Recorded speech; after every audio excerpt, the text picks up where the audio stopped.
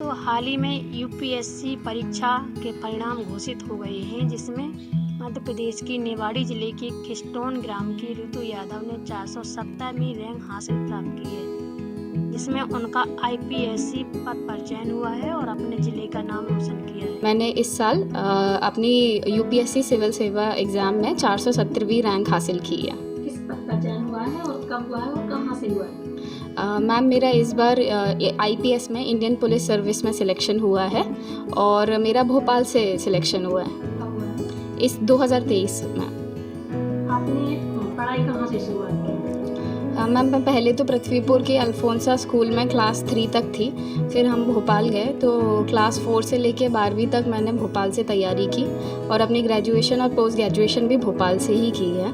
पर इधर पे भी काफ़ी अच्छे स्कूल्स खुल गए। जब मैं यहाँ से गई थी 2004 में, तब परिस्थितियाँ इतनी अच्छी नहीं थी। क्या आपका पढ़ने से शौक था? जी मैम, मैं जब 3 या 4 साल की थी तब मेरे पिताजी ने मुझे ये बोला था, तो मैं इस बारे में तब मुझे पता नहीं था, पर फिर जब मैं थोड़ी बड़ी हुई और मुझे थोड़ी समझ आई तब मैं इसके एग्ज़ाम के बारे में पढ़ा और तब से मेरा पिताजी का और मेरा दोनों का सपना यही हो गया।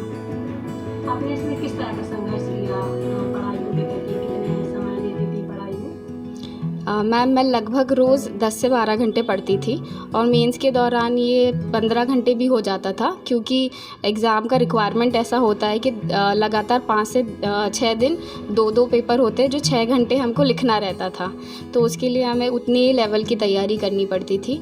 और घर से मैम मुझे फुल सपोर्ट था। मेरी मम्मी और मेरा छोटा भाई भोपाल में हम लोग रहते थे, तो परीक्षा के दौरान इन्होंने मुझे पूरी तरीके से मेंटली और इमोशनली सपोर्ट किया। जैसे कि आपकी बेटी ने एक छोटे से गांव से निकल कर इतने मुकाम तक पहुंची, आपको कैसा लग रहा है? मुझे बहुत अच्छा लग रहा है, बहुत प्राउड फील कर रही हूँ मैं अपने आप को। चुनौतियाँ तो बहुत सारी रही हैं। एक तो लड़कियाँ होने की चुनौतियाँ थी और मेरे हस्बैंड की 2005 में डेथ हो गई थी, मैं अकेली पड़ गई थी और मुझे सबसे ज़्यादा चिंता इस बात की हो रही थी कि 3 बेटियां हैं, मैं इनको कैसे पालूंगी, कैसे पढ़ाऊंगी, कैसे बड़ा करूंगी। मैं अकेली हूँ, मेरा बेटा छोटा था। फिर मैंने अपने आप को स्ट्रॉन्ग बनाया।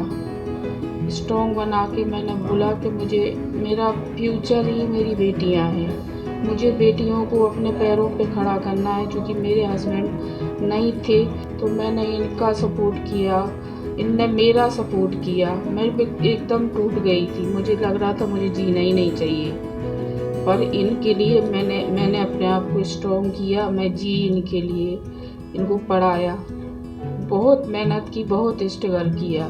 खबर लहरिया, आपकी खबर आपकी भाषा।